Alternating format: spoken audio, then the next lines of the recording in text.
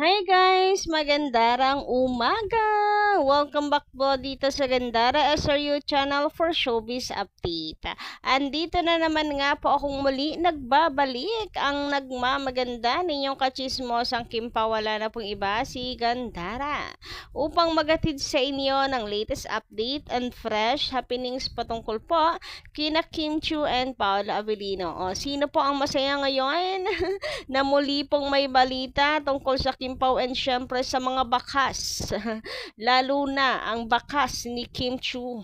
Kitang-kita sino po ang masaya, ang puso, and super maganda ang bungad ng araw. Ngayon, ayan po mga kakimpaw. Alam kong marami ang masaya pero mas lalo nating dadagdagan ang saya na yan dahil meron po muli tayong i-update tungkol sa kanilang dalawa ngayong araw na to na kung saan eto nga yung atin pong ichismis sa inyo. Latest update and fresh happenings patungkol kina Kim Chiu and Paolo Avellino na magkasama daw talaga silang dalawa. And si Paolo, very naman po siya proud. Always naman po yan kay Kimi. So pag-usapan nga po natin ito dahil alam niyo naman hindi kompleto ang araw ng mga Kim Pao kung walang update at paayuda sa kanila. But before po ang lahat, bago tayo magsimula, sa mga hindi pa nakaka-subscribe dito sa ating channel, baka po meron ngayon lang napabisita dito, pakiclick lang po tayo ng ating subscribe button at notification bell na nandiyan sa baba para maging updated po kayo at ma-notify tuwing may bago po tayong chika at balita hinggil po sa Kim Pao. Basta mga balita na may kinalaman kina Kim Chiu and Paolo Avellino, sagot na po natin yan. Ako guys, happy dahil nakikita ko si Kim Chiu talaga yung nagpe-flex at ipinapakita. Gusto niya maging included ang mga fans sa kanyang ganap. Low-key pineflex niya yung kanyang tan skin na alam mong galing sa bakasyon. Happy ako na pinapakita niya yan sa mga fans. So, meron tayong kumbaga starting point ng pagsosoko. Anyway, sabi dito ni Madam Josephine Burondial, ayan dito nga po muna tayo sa kanyang komento. Mag-stay, magmuni-muni.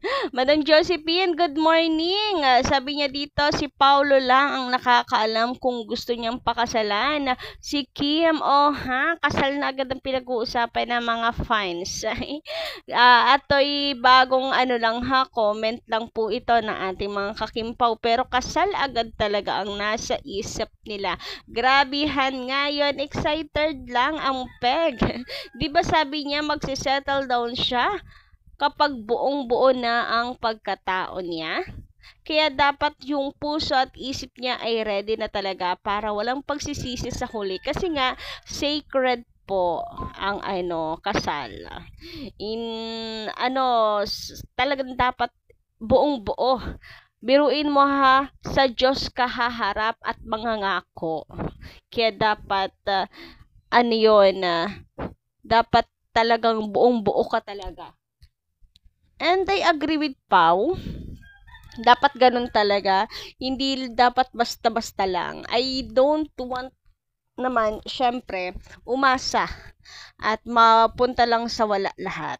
Right? Syempre, kung ang gusto natin ay forever sa Kim Pao, dapat hindi forever na magkasama sa, yung forever nga, pero titiis naman sa hirap si Kim, dapat forever na happy, panatag, happy life si Kim Chiu. Diba sabi nga, happy life is happy wife, ganun. Kaya naman yes, usapan pong kasal ay si Paolo Avellino lang nakakalam niyan kung kailan niya gustong pakasalan si Kim. Pero sana nga nasa isip niya yon na si Kim na yung gusto niyang makasama habang buhay, nire-ready niya lang yung sarili niya.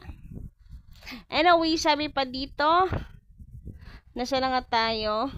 Kaya dapat yung puso't isip niya ready na talaga para walang pagsisisi sa huli kasi deserve ni Kim ang isang lalaking karapat dapat sa kanya. Hindi siya sasaktan at paaasahin. Sayang if si Kim mapunta pa sa iba. Huwag naman. Salamat. Ito yung sinasabi ko Ano nga? Yes, kayo nga. Paninindigan mo na forever kayo kasi nangako kayo sa harap ng Diyos. Pero kung puro hirap at pasakit lang din naman na ang aabuti ni Kim Chiu, ay wag na lang.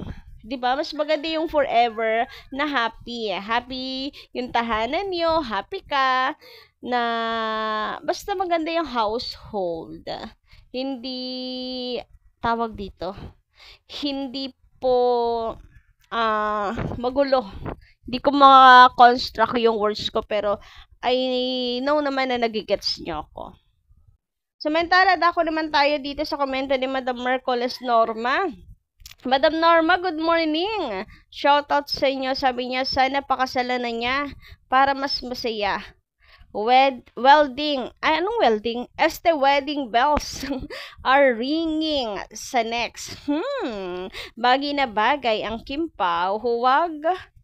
Huwag hanggang sa masayang magkasama lagi lang. Ano daw? Medyo magulo yung huli. Bagay na bagay ang Kim Pao. Huwag hanggang sa masayang magkasama lagi lang. Siguro merong typo error lang dito or kulang lang yung kayang comment. But anyway, yes, sana nga po, wedding bells are ringing na. Naririnig na natin. But, ayun, grabe ka-excite lang ng mga fans. Kasal na po agad ang pinag-uusapan. Talagang ayaw na nilang mapunta si Paulo sa iba at ganun din kay Kim Chiu. Ayaw na nilang mapunta si Kim Chiu sa iba. Grabe nga yan. Kim Pao talaga at paninindigan. Anyway, silang dalawa lang ang nakakaalam nito. Yung ganyang mga bagay. Kaya ibibigay ko na yung desisyon na yan sa kanila. Talaga naman, akala mo naman may karapatan at ako yung magbibigay. Hahayaan yung desisyon sa kanila. Talaga namang sila ang dapat magdesisyon. Hay, nako, anyway, sabi naman dito pareha tayo from Madam Annalyn Hicap. Ganon din ang nasa isip ko. Sila talaga magkasama at saka 35 at 37 ang mga yan. Lahat, hindi na dapat natin sila hinahanap. Sa true. Hindi na dapat hinahanap pa. Dapat nasa isip na natin na happy lang sila. Pag alam natin magkasama, dapat happy na tayo doon. Hindi naman pababayaan siguro ni Paulo si Kim Chiu, right?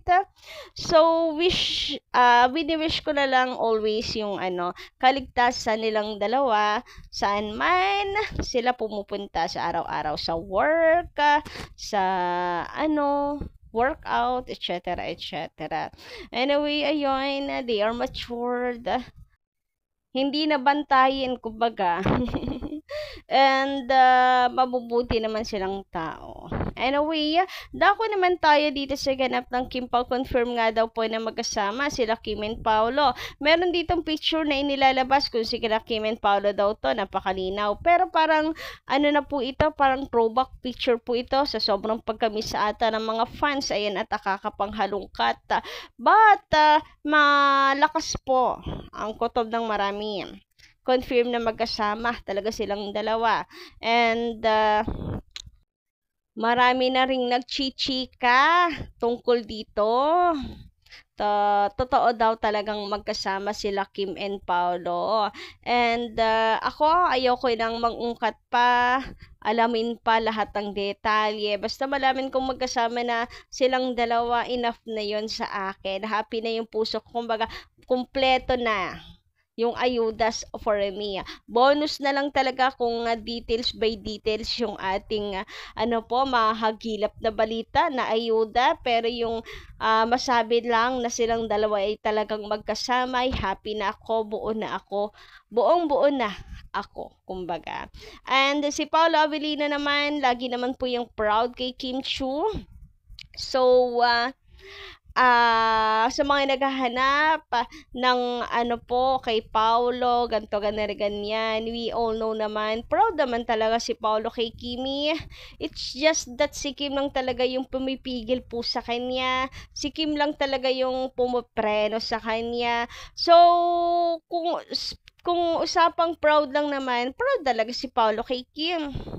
Ayan, wag niyo nang paghanapan si Paolo kung meron lang talagang hudyat from Commander, 'di ba? Ay magpo-post na yan si Paolo, i-share na yan sa Discord. Pero wala eh. Meron utos wari si Commander na naman eh.